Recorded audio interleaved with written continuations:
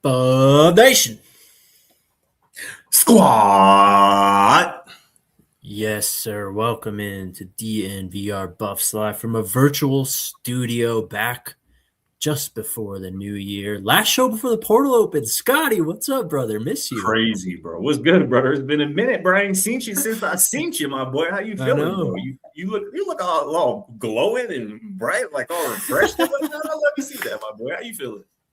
You know, I just can't help but feel so great about heading into the new year. Where my boys stand, shout out Broncos country, and Buff Nation. We about to turn up. Hey, shout out to y'all too. What a tough game, but that's a type of game that you go, we'll see you later. Exactly right. Like that's the best kind of loss you can maybe have against a good team on the road, pretty much on the last play of the game when your offense puts up 38 points and we still clinch the division over the weekend as well. I love it. We're in a great spot.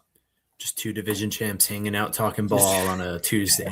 For real. Who would have thought? All right. It's been a minute. I was live on Tuesday last week.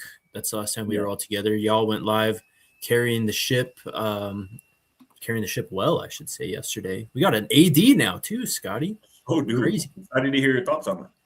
Yeah, we will get to that. Let's start with the transfer portal today, though.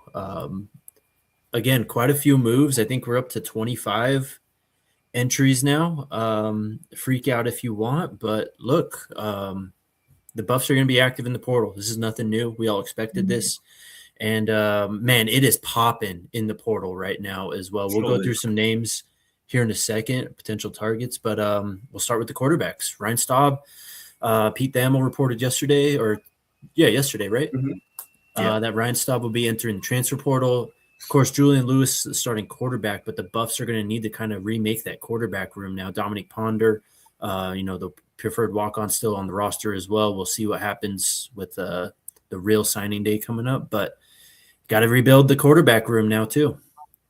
Yeah, man, I think this becomes a need, maybe like how it wasn't maybe a week ago, right? You got Juju, Staub, and Ponder in that room as of last week, and you're like, all right, I feel pretty good about that. But with now the room just consisting of Julian Lewis and Dominic Ponder, two guys who, we think are certainly talented, obviously Juju especially, but two guys who have combined to play 3-4 games at the FBS level. So certainly you want to try to get more experience in that room. You're not looking for a starter because Julian Lewis is the guy. He's the face of the program. But it would certainly behoove you to try to get an experienced backup. And I would go a step further and say it would really behoove you to get an experienced backup who has experience running this go-go offense. Somebody who Brennan Marion has maybe coached in the past, cross paths with in the past, who, again, isn't coming to Colorado expecting to start or play a lot, who is just fine maybe being a mentor to a younger guy, who is capable of maybe stepping into action if needed. But like I said, I think that kind of becomes backup quarterback kind of becomes a priority for you as a program, as a recruiting staff when this portal opens up in a couple of days, because, as we know, injuries can happen, period, especially at the quarterback position.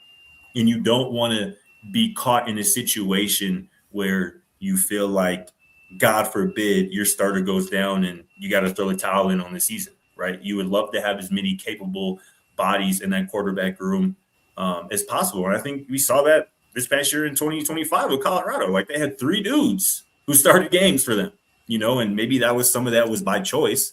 But nonetheless, you're going to need more times than not, you're going to need multiple guys to take meaningful snaps for you. And especially when your starter is still as a redshirt freshman who's only played a few games, I think it would help him and everybody involved to get an experienced guy, again, preferably who knows the go-go, but is perfectly fine coming in, being a backup, being a mentor, and is capable, like I said, of stepping into action if needed. Totally. It's a kind of an odd spot to be in because this quarterback market is going to be outrageous with the top of the line guys, clearly. And that's what dictates the market as well, right? That's what's going to set kind of the price for everyone else when they see these guys go. And of course, they're all going to fall in slot as you move down the list. But there's lots of quarterbacks in this portal too, man. There's some athletic guys, some guys who are high-ranked recruits who maybe they didn't get the chances they want, and maybe that's not the type of guy who's willing to come down and be a backup, because that's the situation here, right? You're going to have to be comfortable being a backup. So you're kind of caught in between, are you looking for guys who want just an opportunity? Or are you looking for maybe an older guy who realizes that kind of this is his role? I mean, he can play one more year in college and, doesn't have to start this NFL stuff right away. And, maybe that's when the career ends for sure, as it does with everyone. But there's a lot of athletic guys. Do you have anyone in particular, a name that you want to throw out at this point? No? Nope. So no, I mean, because again, you're going to be looking through a different lens. Like typically, right, when you're looking at transfer report, you're looking for production, right? You're looking for experience, and like that isn't probably going to apply. Ideally, this is somebody who Brennan Marion already knows, who has coached before, who he can make a phone call to and be like, "Hey, would you like to come to Colorado? It probably a step up wherever he was at previously, and help me instill this go-go offense with this offense, and certainly be a backup, and again, be a guy potentially if." God forbid something were to happen, you could, be that guy. So I think that's ideally the way to go about it. I think it's going to be hard to sell somebody a transfer quarterback on, on the idea of doing that if he doesn't have a personal relationship with either, Coach Prime or Brennan Marion previously. So do you have any names? I don't, but just looking through, Marion's coaching career, because I think that's where you start with this, right? It gets kind of a little iffy because of, where he's been and, how he's kind of moved through the coaching ranks. I mean, starting at last year at Sac State, obviously I think that's where you start, but that just presents the question that I think a lot of people, or the thing that a lot of people are realizing when it comes to the portal in this. It's like, I don't think you really want a bunch of Sac State guys coming to Colorado. I mean, obviously you're going to want to take some of the best, and yes, there are some of them coming for sure. But you don't really want to take the second or third string at Sac State and bring him up to this level, and all of a sudden, if Julian does go down, that's a guy who's just going to be wide-eyed in a spot that he hasn't been before. You look at UNLV; he was there for 2 years. A lot of those guys have obviously moved on, and Maeva, Sluka, all those guys have gone up. And then you go back to Texas in 2022. That's really the last previous stop. So it's going to just come down purely to relationships.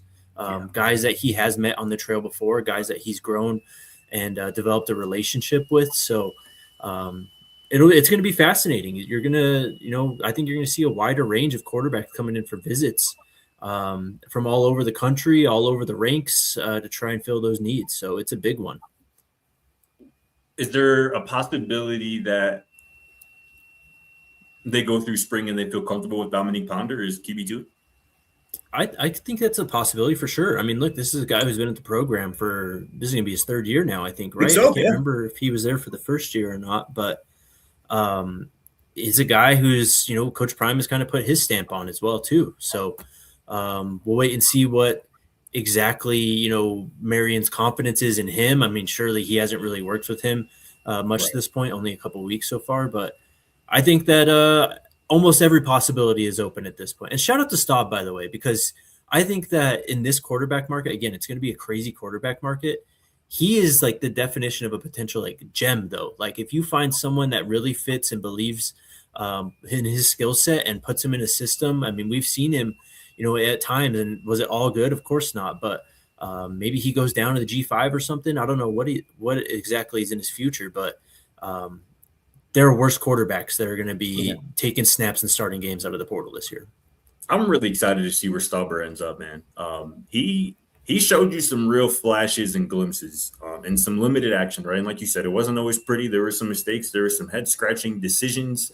But that I kind of expected for somebody who hasn't started more than 2 games, played in more than 4 or 5 games. And I agree with you, bro. I think, granted, assuming he lands in the right spot and a good fit for him, he's going to make a fan base really happy. And maybe that spot is potentially in Nevada, right, with Brett Bartolome potentially. And I think that would be a good, kind of competition level for him. But either way, like I said, this is a leader. This is a guy who the locker room loved, Coach Prime loved, other coaches and staff loved. So I'm really excited to see where Stauber ends up because I think, like I said, and like you said, a program is going to be getting a leader and a good football player too. All right, Dion, will you pull up that graphic? We did this. I went back and checked. I think it was December 11th. We did portal needs 2 weeks ago. There it is. We had quarterback last. Of course, obviously didn't foresee the Ryan Staub portal entry, but look, in terms of rebuilding this roster and where this team is at right now, you have a quarterback, and that's a lot more than a lot of other teams can say. But I don't know if many other teams go into the portal looking for backup quarterbacks. So yeah, Right. how high would you move this thing though? If you want to pull that graphic back up, Dion. Can you throw back up again, Dion, real quick? Where does it go now? I would like to move up quarterback and receiver, honestly, because I think when we did this, Omarion hadn't entered, Draylon hadn't entered yet. Mm-hmm. Yep. So it's like I would like to move up both of those, but I don't know, bro. I guess I can maybe move tight end down below those, maybe put tight end last. But this is an exercise where it shows you that you get you got a lot of work to do when that portal opens up on Friday. Like there are holes everywhere, and you can't even really be picky. You just got to add as many good players as possible. Period.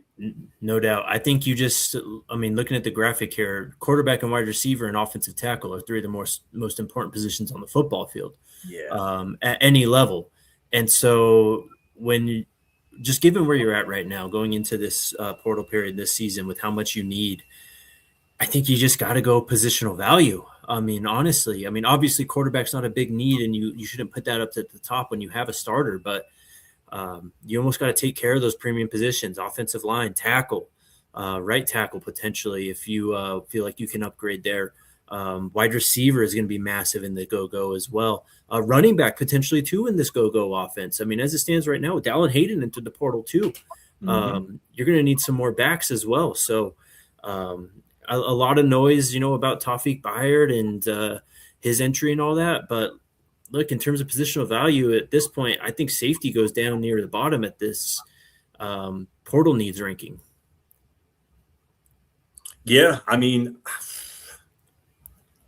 it's hard to really rank these positions in terms of need because they're literally all needs. Right. And I guess if you're at that point, right, you got to kind of maybe take the approach that you're taking where it's like you just got to rank what positions are just more valuable to you as a football team, as a football program, as opposed to what your room currently looks like and what you might need to add. And if you're looking through that lens, tackle certainly has to be near the top. You know what I'm saying? And I think if you're running the go-go offense, the running back probably has to be near the top as well, especially after losing Dallin Hayden and Draylon Miller, who played some running back for you. And I think we know that of at least one guy who we know is going to be coming in that running back spot via the portal. But me and RK talked about it yesterday when we were talking about Dallin entering. Like, it's probably going to be three running backs added. And it's going to be guys who Brennan Marion knows fits with this offense because he knows what he's looking for, man. He is the creator of this offense. He knows it inside and out.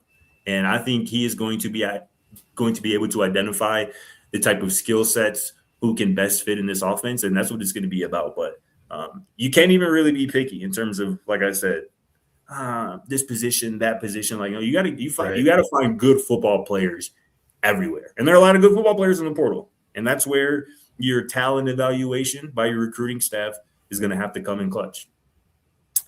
I think I saw it's upwards of 3,000 plus names who have stated they are going to enter the portal at this point. So buckle up, man. It's going to get crazy. Let's take our first break, and then we'll talk some names and potential portal targets.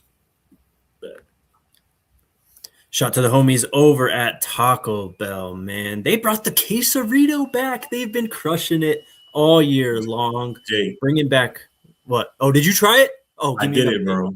I did it yesterday. People will see it on a little video soon, but hey, it's like that, bro. It lived up to the hype. Right. Quesarito really like that. Hell yeah, it is, man. Shout out to Taco Bell. They've been crushing it. And Nikola Jokic, of course. Damn. Hope he's okay. But still, they got to get him to try the quesarito, man. Look, let's put the bad blood behind us, all the stuff in the draft all that time ago, and get Joker to try the quesarito. But check out Taco Bell. Shout to them for the Buffs boxes. Let them know down in the comments the athletes that you want to see on the Buffs box for the 2026 season. Put your comments in chat. Let us know who you think deserves to be featured next year. And just keep an eye out for Taco Bell, man. They've been crushing the game. Tons of new menu items, tons of former menu items as well coming back. Liv Moss over at Taco Bell. And shout out to the squad, our good friends over at Bet365, man. We are in kind of the perfect spot of the sports season, man. The NFL playoffs are rapidly approaching. The NBA is in full swing. College football bowl season, college football playoffs are in full swing. And we even got the NHL going on right now, which means that it's the perfect time to get in on the action with our friends over at Bet365. And as you know, it is Taco Tuesday, but it's also NBA Tip-Off Tuesdays at Bet365. See for yourself with the Tip-Off Tuesday offer. All you got to do is place a qualifying same-game parlay bet with the safety net bet feature on Tuesday NBA games, and you get up to $10 in bonus bets if the bet loses. Terms and conditions apply. Download the app and use code DNVR365 when you sign up. Whatever the moment, it's never ordinary at Bet365. Shout out to Bet365, man. All right. A couple names let's talk about here. I'm sure I saw a lot of people talking about this one a couple of days ago. I don't know if y'all brought it up, but I'm going to bring up Gavin Sawchuk, former Florida State and Oklahoma running back. Of course, a name that Colorado fans know. He was a 2022 four-star, played at Valor out here in Denver, out there in Denver, I should say. He played well at Oklahoma. He had one good season in 2023 as a redshirt freshman. I think he battled some injuries. Played in all 12 games, 7 starts for the Seminoles this last year, 486 rushing yards, 8 touchdowns, also had 13 catches for 121 and another touchdown. We'll see. We'll see if he wants to come back home, but it's a name that Colorado fans have thrown out there time and time again since in this portal era, since he committed to Oklahoma as a recruit. Yeah, RK and I talked about Sawchuk yesterday. Obviously a good player, man, and especially when you have local ties to the state of Colorado like that, you're going to always be a name that the fan base kind of clings to and brings up when the transfer portal opens up. And he is going to be in the transfer portal, so that would be a great add. Running back is, as we talked about, it's going to be a position that you're going to have to add difference makers to. I think there may be a couple on the roster currently, but we got to see how those guys fit in this go-go offense with Brennan Marion. How about the big boys up front, man? East Carolina all-conference right guard, Emmanuel, nicknamed Kojo, last name Poku. 6'6", 328 pounds, 26 career starts, 1,900 career snaps, 0 sacks allowed this year. That is somebody who would be a great add from the physicality perspective. I mentioned the size, 6'6", 328 pounds, a lot of production, a lot of experience in his college career. And that's a position as well with guard that's kind of up in the air right now, right? You feel good about your left tackle. You feel good about wherever Yo-Yo is potentially going to be slotting in at, but you got at least 3 other spots that are a bit uncertain right now. And even if you might feel like you have starters on the roster, you got to add some solid depth. And I think this would be a good place to start. And most of the names that I'm going to bring up today are kind of in this East Carolina range, because I think that's the way to go. You want to try to get, sure, big Power 4, Big 10 SEC guys, sure. But I think the path for this program in particular, balling on a budget maybe a little bit, is trying to get these guys with production from G5, from FCS even. So that's a name to watch. Keep an eye out. Absolutely. I'll throw out another offensive lineman. Boston College had a starting offensive lineman into the portal. And, I mean, you mentioned kind of going after those guys coming up a level. But this guy, 6'4", 315 pounds, had 742 pass blocking snaps without a sack last year, 2 years of eligibility remaining. I think guard's going to be a position you look at, right? Mm-hmm. I mean, obviously you mentioned Yo-Yo. We'll see what happens with Larry Johnson in the right tackle situation, but you saw last year, those 2 guys completely stabilized the ship, Zai and Xavier Hill. So I think that's one thing that, a lesson from last year, maybe not even a lesson, just something you did last year that you can look at and go, okay, this is something that we need to try and replicate again this season? 100%. One more offensive lineman for me, Middle Tennessee. Mateo Guevara is entering the portal. Nice. 6'4", 312 pounds, 1,700 career snaps, allowed just 2 career sacks, has started games at left guard, has started games at right guard, has started games at center. And that type of versatility with that type of experience is what I would love to see this recruiting staff target for this offensive line. You want guys who can play in multiple positions, especially when you have a left tackle spot already filled up or locked up, I should say. And this is somebody who I think checks a lot of boxes: the size, the experience, the versatility. I would love to see Mateo Guevara targeted by this Colorado recruiting staff. To go back to running back real quick, and I don't know these Iowa State guys. I mean, we'll see what happens and how many of them follow Matt Campbell to Penn State. But yeah. Carson Hansen's in the portal. Saw that. It's a ball player right there.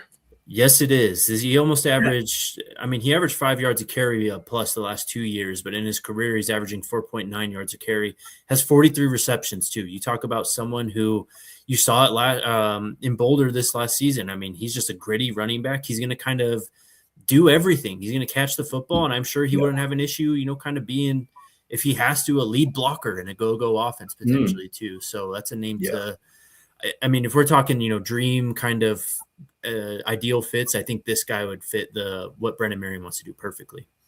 I like that, man. Carson Hansen is a ball player, and I think, like you said, be just as valuable catching the football or running the football as he could potentially be as a blocker, as that second kind of running back in that power run offense under Brennan Marion. I like that pick as well. I'm going the other side of the ball here. Edge got to get addressed, right? We love Lennon Merritt, but outside of him, that position group is a bit bare, and it's a position group that wasn't very productive anyway in 2025 after this team led the conference in sacks in 2024. North Dakota State, NDSU, edge, Toby Anini was an All-American this year, had 7 sacks this year, which I believe would have led Colorado football team. And if you're productive at a school like NDSU, I know you can play, and I know you've been well coached. And that would be somebody who I would love to see added because, right, you hit on BJ Green ahead of the 2024 season. You hit on the block bully. You hit on Keith Wade even. Like, you had some finds, some gems ahead of the 2024 season on the defensive side of the ball, particularly at edge, rushing the passer. And I think Toby Anini strikes me as a guy who could come in and immediately generate some pass rush for you. Sticking with the defensive line, these guys were teammates at Jacksonville State, and both were very good, at least statistically. This guy was an all-conference guy. Talon Carter, he plays defensive tackle, 6'1", 300 pounds, had 29 tackles, 1.5 sacks this year, posted a 77 PFF grade on the season. Him and his teammate, Emmanuel, oh, Lord. Oyebadejo? Okay. I think. Okay. Emmanuel Oyebadejo is also entering the portal, again at Jacksonville State. 6'7", 295-pounder, 43 tackles, 6.5 TFLs, 4.5 sacks, and had an 81.7 PFF grade. Yeah. Look, if you're good enough to play defensive tackle and played at a high level for Charles Kelly, I think you're good enough to play defensive tackle at Colorado. So, I think that's a good rule of thumb right there, brother. I'm staying at edge. Southern Miss, edge. Jamon Tapp. Former Texas football player, former Arizona State football player, 12 TFLs this season, 7.5 sacks this season. Both would have led Colorado. This is a physical ball player, setting the edge, getting downhill, physical, violent at the point of attack, shedding blockers and getting ball carriers on the ground. I would really love to see a difference-making edge pass rusher added via the portal, because that was a big reason why this defense struggled this year, right? A lot of people, and rightfully so, point to the run defense, but there was virtually no pass rush from this Colorado defense this year. And you could certainly point to the fact that teams were just able to run the ball. They didn't have to throw the football. They didn't have to drop back, and that would be valid. But there was not any team that was afraid of Colorado's pass rush this past year, and that's not necessarily a recipe success, particularly in the Big 12 with really good quarterbacks, And honestly, some really good offensive linemen in that conference as well. You got to have at least one guy who is a difference maker who you can count on to consistently win one-on-one matchups. No doubt about it. I mean, you need to bring in a bounty of edge rushers this offseason. I'm going to wide receiver here. I got 3 of them. South Florida's treated Colorado well in the past in terms of their players. Keyshawn Singleton has entered the portal. He's a good player. He is 6'3", 215 as well. So maybe that potential outside X type receiver. Again, it's going to look a little bit different with the go-go offense and all that. You're not going to see 4 of those guys on the field at a given time. I mean, I'm sure you will see 10 personnel. They're just not going to live out of it anymore like they used to. Had a great year last year, 50 receptions, 877 yards, 8 touchdowns. I just think with, Omarion entering the portal, you need that kind of guy who's going to dictate some coverage. You need a big X, someone that you can, just tell Julian, throw it up to this guy. Maybe Alex Perry is this guy too. He played at FIU this last year. He had 800 yards. He had 9 touchdowns. He's going to be a grad transfer, I believe, and he's also someone who is listed at, I believe, hold on. He is 6'5", 210. So, if you're looking at size at the position, there's a couple guys there. And then Syracuse had a guy enter the portal, Daryl Gill, who I believe is like 6'3", 190 as well. I was going to say this. I mean, we're on receiver, though. My number one, top dude I want added, who I think is realistic, but I think would just be a slam dunk home run hire. You might know where I'm going with this. I've talked about this guy when he entered the portal. I brought it up. Jace Brown. I need Jace Brown in black and gold in Boulder, Colorado. Like this boy is a ball player. You talk about you needing a deep threat on the field at all times to effectively run the go-go offense. He is the definition of a deep threat. And it only made me even more excited when my boy JoJo, put the eyes on Jace Brown's, transfer portal announcement. I don't know what their connection with their relationship is, or if JoJo is just a real recognized real situation. But Jace Brown with JoJo, with the rest of those receivers, and Julian Lewis throwing them the football, that is must-see TV. And I would just love to see that. I think he would be a great fit. I think he'd be a great addition to this offense. And I think him and Juju would be an elite duo. So that's like my number one wish list right there. And I hope it comes true. Yeah, he's a great football player. He'd be awesome in black and gold. Stretch the field. He can kind of, do all the dirty work in the underneath. Is also a threat to pop one in the screen game. Yes. Yeah, he'd be massive. Yes. Auburn's entire wide receiving core entered the portal too, basically, including Cam Coleman. So, those guys can go.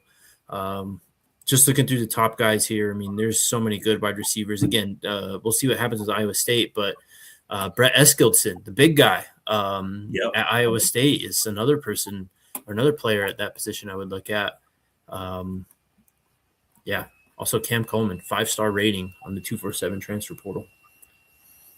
Somebody in the Joe Kid in the mention talking about, or in the chat talking about, wide receiver is the best and deepest position group on the team, and that's just not true anymore. It's just not true. You have Joseph Williams is the most productive receiver on the football team, and he just finished his true sophomore season. Yep. Everybody else has little to no production at the college level, and there's talent there, right? But in terms of production, Hakeem Williams, Terrell Timmons Jr., and then you have the freshmen, Quentin Gibson and Quanell. Like, I believe in those guys and their talent. But in terms of production, we haven't seen it. And it would not be smart to go into a season without a couple of guys who you've seen do it at this level, especially with a young quarterback, right? I said it last week or week before we were talking about this conversation. Don't forget who this damn quarterback is of this football team and what his strengths are and what his skill set is. He needs to be surrounded by talent, period, point blank. And the only reason I can see him down the line potentially entering that portal is if he doesn't feel like he is supported with enough talent around him to play his game. And that should never be a problem, because Colorado should never have a problem attracting wide receivers, especially when you got a young quarterback like Julian Lewis in the fold. So you need to act on that. You don't need to leave, we'll be fine at receiver. We got no. That's how you leave a quarterback pissed off, and that's how you have a quarterback underachieving because he doesn't have the right talent around him. Before Marion Miller entered the portal, I was obviously, you saw where the receiver, position group was on our priority list. It was near the bottom. Right. That has changed with Marion Miller entering the portal and Draylon Miller entering the portal. Things have changed. So we just can't assume that receiver, just because the last couple of years it's been a strength and one of the deepest positions on the team. It's not the case anymore. This thing changes year by year, season by season, and you have to adjust accordingly. Well said, and it hasn't stopped them the last 3 years at all. I mean, going into even that first season, you knew you had Travis Hunter. What did they do? They go out and get Jimmy Horn. They go out and get Xavier Weaver. Even Javon Antonio and guys who played roles were important. They were guys you had to go get in the transfer portal. The next year after that, going to get Will Shepherd and LaJohntay Wester. You got to keep building this thing out because it's going to be the strength of your football team is Julian Lewis throwing the football, picking up big yardage. And as Brennan Marion has said, this is a vertical offense. This is north. Forget south. This is a straight north offense. They are trying to go straight ahead in the run game and, of course, way over the top in the passing game as well. So this is going to 100% be addressed. I wouldn't be surprised if we see 3-4 transfer portal additions at the wide receiver position. I wouldn't be surprised if the best portal addition they make in terms of ranking is a receiver. Yep. And that's probably going to piss people off, but you need good players, and you need them at all positions, and receiver is not an exception. All right, let's take our next break, and then we'll pick up on a few other things around the country. Shout out to my athletes, weekend warriors, and anyone who loves to move. Common Spirit Mountain Region has you covered, man. They got an incredible sports medicine or sports center facility out there in Parker. It specializes not just in, healing, getting you back on the field or back in the gym, whatever it is, but also helping you kind of, come up with strategies, ways to prevent those injuries so that you stay healthier longer and you can keep doing your thing. Common Spirit Health, they work with the Denver Broncos players. So that they're professionals at what they do. They got to work at the highest level that the NFL demands for these guys, and they've done it at an elite level. It's not just about fixing what's broken. It's about preventative care, performance enhancement, getting you back to peak conditions safely and quickly. Don't let an injury keep you on the bench, or even better, get proactive about your health. For more info, visit mountain.commonspirit.org. Common Spirit Health, official healthcare partner of the AFC West champion Denver Broncos, baby. Let's go. Shout out to the Broncos. Shout out to Common Spirit. And shout out to Dick's Sporting Goods as well, man. Y'all already know that Dick's Sporting Goods got the hottest apparel, the hottest footwear from top brands like Nike, Adidas, FP Movement, VRST, DNVR. The drip at DNVR is in your Colorado local Dick's Sporting Goods store. So you can get all of that. You can score the latest equipment for football, for soccer, for basketball, golf, and all your tailgating essentials. And maybe the coolest part is that if you found a lower price elsewhere, well, that's perfectly fine, man, because Dick's Sporting Goods is going to match it with their best price guarantee. So get your gear fast with free curbside pickup at your nearest store, or you can get easy shipping from Dicks.com. Every season starts at Dick's. And just because Christmas is over, don't mean you don't need to get you some new drip or a gift or something like that as we head into 2026. Dick's Sporting Goods is the place to do that. Go check them out. One last thing. Shout out Dick's. Yes. Go ahead. Sorry. One last thing on this receiver. You're good. David Isabel brings up a hell of a point. People forget Brennan Marion was a receiver, a stud receiver.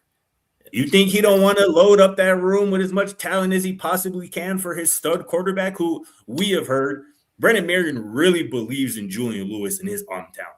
Mm-hmm. He believes that Julian Lewis is a special football player, a special thrower of the football. And I believe that Brennan Marion is going to do whatever he can, even within the confines of the go-go offense, to make sure Julian Lewis shines with what he does best. So that's the last thing I'll say about that.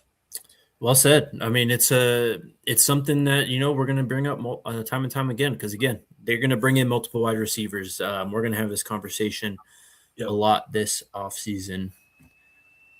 All right. Let's talk Fernando Lovo, the new AD here at the University of Colorado. Mr. Lovo. Yeah, man. Interesting situation from my perspective, at least, because I'm seeing both sides of it online. I'm seeing, of course, the Colorado side and everything to do with, replacing Rick George, working with Coach Prime, and, how talented he is at generating revenue and, filling the stadiums and what he did in 1 year at New Mexico. But I'm seeing the other side of it, too, where they piss, bro. They piss. I don't even know where to start with this, man. This is just UNM. This is it. It sucks. This is the definition of being a G5 mid-major school. And when you end up getting talent, it ends up leaving a lot quicker than you would like. And when someone comes in who is not talented and isn't doing a good job, they make even a bigger mess than what you started with. It's just the uphill slope they've been battling for forever, pretty much. So sucks for them, but I mean, everything else that they've said in terms of how good he was for the program and just watching them from afar too, the enthusiasm was never higher for UNM athletics than this year.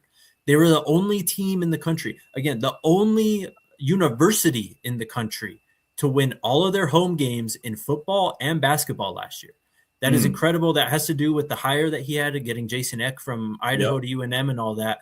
But it shows it kind of where his attention's at, right? I think he's a very forward-facing figure, someone who is going to, he's not afraid of the dirty work of going out there and fundraising, trying to generate more revenue, and also just seeing the kind of reception that the fans had. I mean, he's out there hanging out at tailgates before the game. Like, he's part of, like, the fan base almost. So this is a great hire. This is about as good as you could have possibly done. And I don't know how in-depth you guys went on this yesterday, but CU wanted to move very quickly and very silently with this hire. This whole interview process was very like lock and key. And, I first heard the name Fernando Lovo a few weeks ago, and we had to keep it on the down low. And it's just because of everything that's going on. You already saw it right now, right, with all the news coming out and stuff. So, it's just an interesting situation to see both sides of this thing, and knowing people who have emotions on both sides of this thing too. It's interesting. I think the fan reaction to a move like this is always interesting to watch, because like I said, when you started, the New Mexico fans pissed off. And they're pissed off partly because their athletic director left after 1 year on the job. But I think more so they're pissed off because he was doing a great job. He hired Jason Eck, who was a hell of a hire. He hired their basketball coach from UC San Diego, which was a hell of a hire. He's a go-getter. He is out there in the streets trying to generate revenue and raise funds for his university. And that's exactly what Colorado needed, man. They needed a young go-getter, 37 years old, man. But you wouldn't know he was 37 when you look at his resume. True football guy, too. That's what I kind of harped on yesterday. This is a football guy. Yeah. As an athletic director, right? Spend time at Ohio State, at Texas with their football program. Spend time, obviously, in the NFL with the Jacksonville Jaguars for a year. This is a football dude. And this is what I believe this program needed. The funds part is going to be massive. Here's another thing, too. You mentioned the people in the stadium, right, or in the arena for basketball, how that means a lot to him, because it means a lot for revenue, for a university. Yeah. I shared the tweet yesterday after New Mexico's first win of the season, where Fernando Lovo was in the locker room postgame kind of addressing the team and whatnot. And he mentioned in his talking to the team, he's like, we had almost 18,000 people in the stands today, which is a lot, I think for a school like New Mexico. Absolutely. It's a lot, right? It's absolutely. Yeah, don't get that messed up at all. For sure. And I think that is something that's going to be on his mind for Colorado, obviously, in 2026 and beyond. And it makes me think about when RK, Matt, I didn't bring this up to him yesterday, but when he's like, Colorado just has to try to improve the game day fan experience. Yes. And I think Fernando Lovo is the perfect dude to do just that, to get people just excited to just be in the stadium, to be a part of a Saturday game day. I think Fernando Lovo is going to do a great job of that. He's going to have more resources to do that. And here's one last thing, too, about him leaving after a year that has turned off a lot of Lovo fans.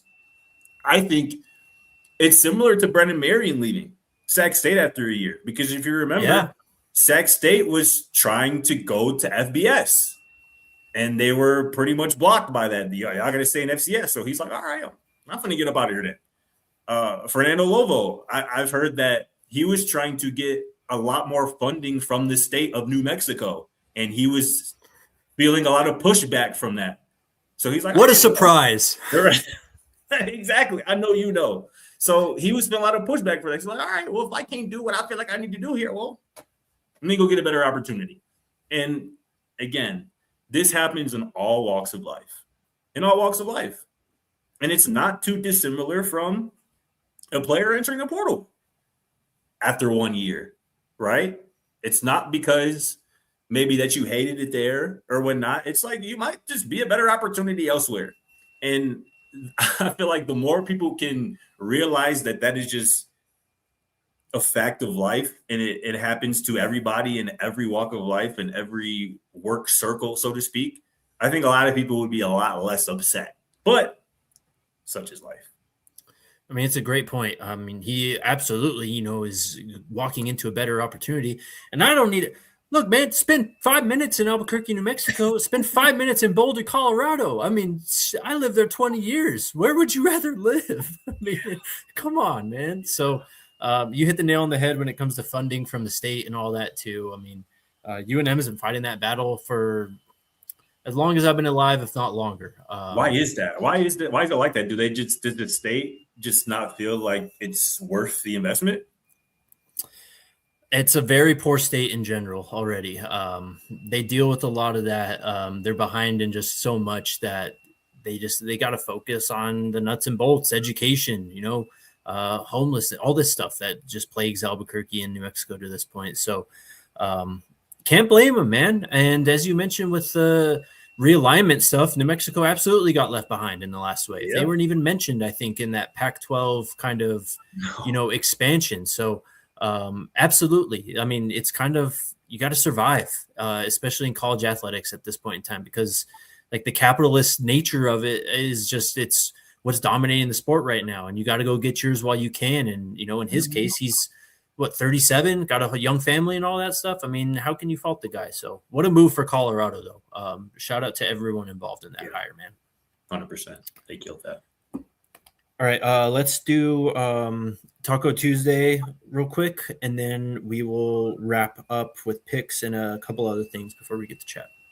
Taco Tuesday here at DNVR. It's my favorite time of the week because we actually get to enjoy some incredible Taco Bell, and we've got kind of a mystery menu today. Yeah, we're just going to dig in. Kind of guessing here. Test my Taco Bell knowledge. This one tastes like the quesarito. I'm definitely getting quesarito vibes from it. You can't go wrong with Taco Bell. That's the cool thing. I mean, it doesn't matter what you get, whether it's quesadillas, quesarita, burritos, cantina stuff. Incredible. So we're going to chow out on this for a little bit. Go to your nearest Taco Bell. I'm talking with my mouth full here. Go to your nearest Taco Bell. Enjoy everything from the Taco Bell menu. Live Moss.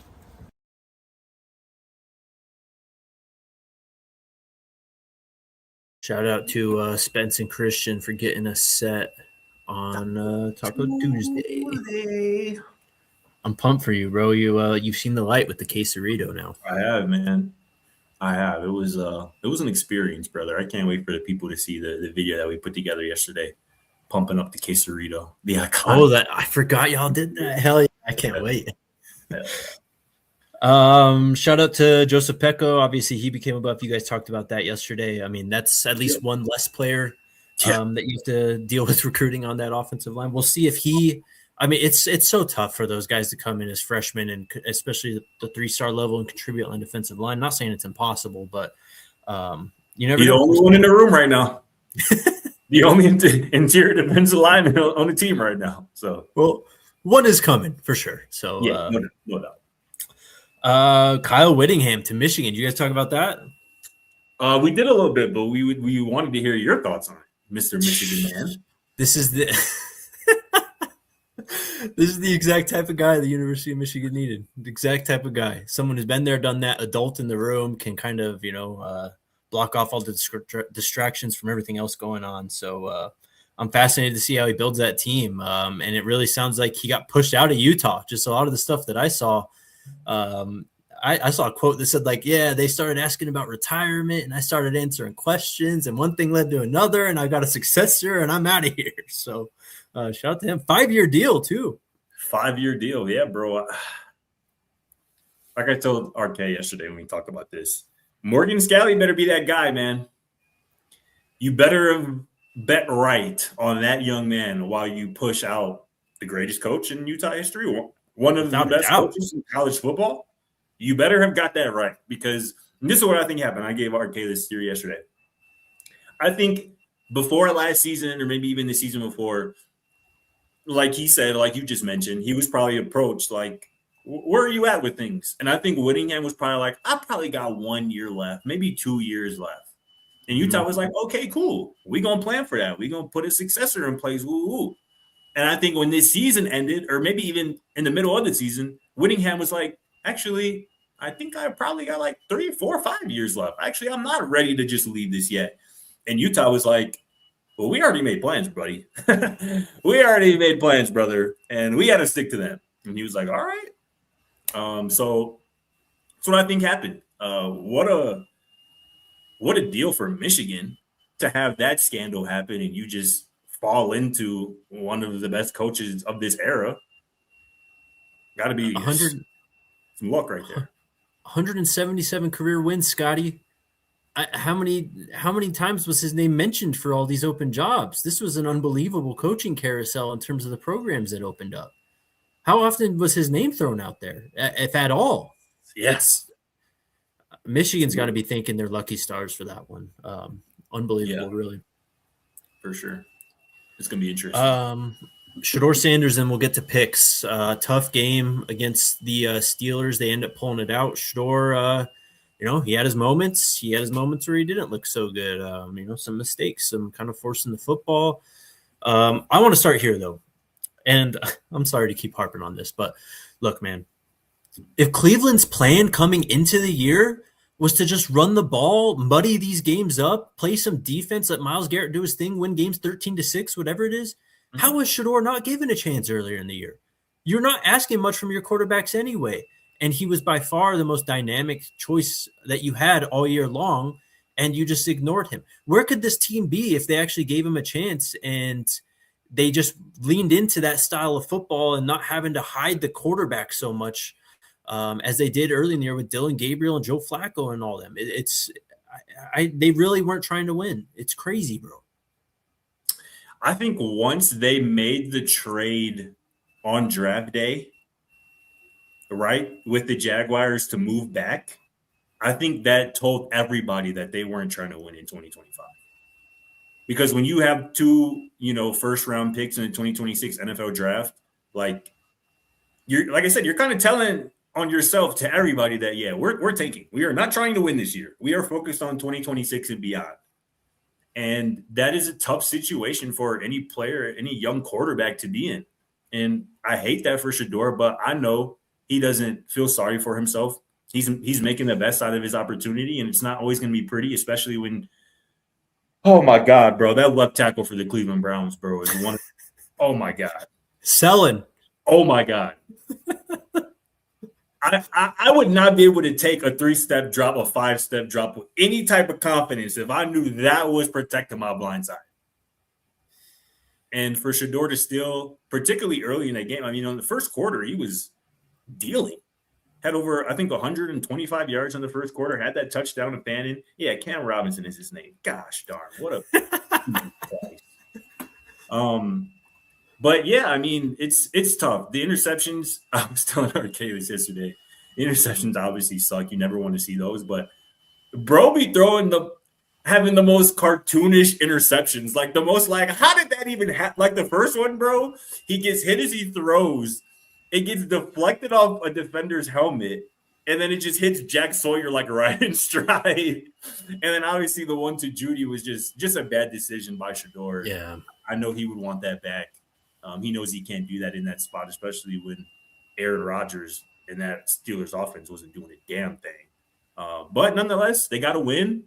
And, I I don't know, unless the Browns' mind is already made up that they're drafting a quarterback in the first round next year. I don't know how you don't move forward with Shedeur as your starter going into 2026.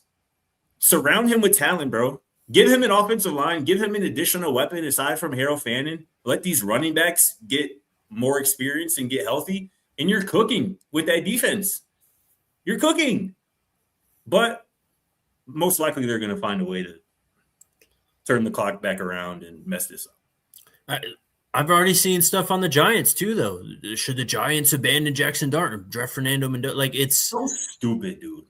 It makes zero sense. The NFL recently, when it comes to quarterbacks, it's just it honestly doesn't make sense. Like, you almost have to throw out what I've learned to this point, pretty much, because we're just doing whatever, the hottest flavor of the month, pretty much. It seems like I gotta watch Shedeur have to throw to Sal Canelo on a must-have-it third down. I'm like, gee, oh my god, give my boy some help. Give my boy some help, man. Please. All right, let's make some picks. We got playoff games. 1 tomorrow, 3 on New Year's Day. I got RK's picks as well. Oh, you got RK's picks? Okay. Yeah. I'm just gonna have to watch this back to chart it. All right, let's go with the first one.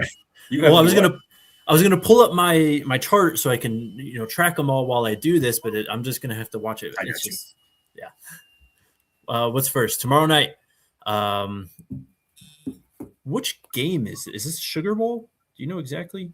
This is the Orange Bowl. Or I'm sorry, no. It don't matter, bro. It don't matter. But it is the Cotton Bowl. It is the Cotton Bowl. Okay. In Dallas. Ohio State is 9.5-point favorites over the Miami Hurricanes. Miami, of course, beat A&M in the first round last week as underdogs, I believe, 2.5-point dogs. Where are you going, Scotty? Told you before the show, bro. I love Miami in this spot. I almost think Miami wins outright. Ohio State not repeating, is they? Like, let's be fair. They can. I don't think so. But the odds of them repeating, I think, are very slim. And if that's the case, then they got to lose sometime. They got to lose this round or the next round, or maybe in the Natty. But I think Miami is being slept on. And I certainly like them to cover. And like I said, I think they might win outright. Who you got? I'm along the same lines. I think the number's just a bit too big for me. So I'm going to take Miami. I don't know if I'm that confident to sprinkle on the money line for this one. But I just think, again, with Carson Beck, you have a much more experienced quarterback. You have weapons. You have impact players on defense. Not saying Ohio State doesn't. I mean, they're probably the best roster in the country. But I just think that the big-time players from Miami, they've shown the ability to step up already last week, and I think that they're just going to kind of ride that momentum. So I'll take Beck and the Canes. RK is going to island it. He took Ohio State, and he's going to take the points as well, 9.5. All right. Next, we have – this is the Sugar Bowl, so this is in New Orleans, I believe. Number 6, Ole Miss. And Georgia, number 3, an SEC matchup, 6.5 points for the Dogs. Who you got? Well, as you know, Georgia is my pick to win it all. Yep. So I certainly like them to win this game. 6.5 is such an interesting number there. I think, you know what? I'm going to go with Georgia. They're my pick to win it all. I think they win by a touchdown. I'm also going to pick Georgia. I just think that they're just such a machine, man. They've been there and done that. So many players have played in these games. So many coaches have coached in these spots. And Ole Miss, I mean, fantastic effort for them against Tulane. And, they looked just like the same team, which is, commending, what's his name, Pete Golding and the staff that came back and all that. But Georgia's a buzzsaw. I'm taking the Dogs. RK. He is sticking with this narrative that Lane Kiffin does not matter, and he's taking Ole Miss again. Good for him. I think it'll be a good game. I think Georgia just pulls away late. 6.5 being the key number there. Now we go to this is the Rose Bowl, the most picturesque scene in the sport. Cannot wait. 2 p.m. on a Thursday, actually. number 1 team in the land, is a 7-point favorite over Alabama. The Indiana Hoosiers are 7-point favorites over Alabama in a college football playoff semifinal game in the Rose Bowl. Wow. You go first this time. I am taking the Hoosiers. I'm taking the Hoosiers, man. I'm believing in Kurt Signetti. This could be how do I say this? There's no doubt that the quality of these rosters, at least when it comes to the recruiting rankings, there's quite a gulf between them, right? But the value of coaching, the value of having your players just believing in themselves, and a quarterback who's got a Heisman that he's rolling into this game with. I just think that the confidence factor of Indiana and what Signetti and that coaching staff does, the defense they got some players on defense too, man. Sure do. I'm believing in Signetti and what they're doing there. I'm pretty torn on this. I think what just made me decide this is that Bama is getting more points than Ole Miss is getting. Yeah. So I'm going to take Bama to keep this close and cover that +7. I don't know if Indiana wins this game, man. I don't know. They gonna have to show me that they can win a playoff game. The Big Ten title game win over Ohio State was impressive, but I'm gonna have to see them win one of these games in this spot before I actually pick them, especially as a 7-point favorite on a neutral site. That's fair. I just think that, look, Alabama has shown some inconsistencies this year, though. No doubt. They showed them in the playoff game. Yeah, they're not a perfect team by any means. They're certainly flawed. So, and honestly, they were really on the brink. Again, that 2-play swing where Mateer threw the ball way downfield, he should have ran, of course. Yeah, he could have picked up the first down. And then the blocked punt thereafter, that kind of ruined Oklahoma, I think. I don't think Indiana has those type of mistakes, right? I don't think that they're going to let Alabama kind of do those things. And maybe Alabama forces them. That's kind of just what they've done since Alabama's been at the top. RK also took Alabama. Next one, this is the Orange Bowl. And I think this might be the game I'm looking forward to the most, if I'm being honest. Yeah. Oregon, 2.5-point favorites. It says on the road. Technically, they are the road team, but Texas Tech, that defense for me is going to be what I'm riding with. I've rode them damn near all year and believing in Jacob Rodriguez in that defense. And I don't know. I just don't think that Oregon's really got the special. I don't think they have like premier players. Like they've got some guys, of course, but I just think that the better players, the best players in this game are playing for the Red Raiders, and they're going to be playing defense for them. Yeah, I'd be surprised if all three of us weren't on Tech in this spot. Yep, RK is. Yeah, man. I mean, James Madison scored 34 on Oregon last week. What Tech finna do? Yep. But that is it. That's all I got. Good to be back. Hell yeah, bro. Hell yeah, man. I can't wait for playoff game tomorrow. One of them tomorrow. Yep. The Miami game is tomorrow. Nice. Yeah, and then big games coming up on New Year's. It's that time of year. How come we didn't pick these bowl games today, bro? There's a lot of games, brother. Illinois, Tennessee. Who you got? Illinois, Tennessee. Tennessee is a 3.5-point favorite in the Music City Bowl. Give me Illinois. Give me the tough team against the finesse team. I'll take that. Okay, I like that. USC, TCU. Yeah, USC, TCU tonight. No Hoover, obviously, but I believe Maeva's playing for USC. That should be a shootout. That should be a lot of points, I believe. I'm trying to find a number here. I don't see one. I think it's like 5.5. I think it's like 5.5. I saw. Yeah, taking USC. Just scrolling through the scores, though. I mean, there hasn't been anything that's really caught my eye, honestly, in particular, in terms of these bowl games. I've been watching more NFL recently. The Hawaii game, did you stay up watching that a few nights ago? Oh, Lord, did I just bring something up? Yep, I watched that game from start to finish. Oh, boy. Yep, I was on Cal money line. I was on Cal money line. That was a heartbreaker. UNM game was good too. The Minnesota game. Yeah, it was. That was a good football game. Bro, those uniforms they wore were sick, bro. Yeah. Those need to be there every day, bro. Those were so dope. They the turquoise isn't prominently featured as much as it should be. That's for damn sure. Travis mentions BYU Georgia Tech was big. Yeah, that was a good game too. Houston as well. Shout out! I told y'all. I mean, LSU is, whatever. But it's a good win. It's a good win. Beating an SEC team in the spot like that's a great win for Houston. Houston finishes with 10 wins. Yeah. It's a hell of a season.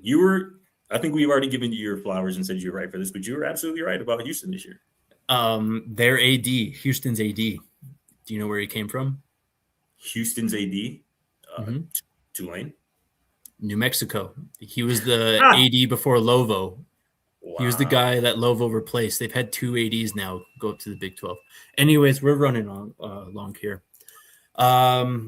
Enjoy the holiday. We will be back on Friday. The portal opens on Friday. We will be back then. Who knows what we'll be talking about? Who knows what to expect at this point? Great hopping back on here, Scotty. Shout out to Dion producing this dang thing, and RK will be back eventually as well. We'll see y'all Friday. Let's go Buffs. We all silly like the mayor.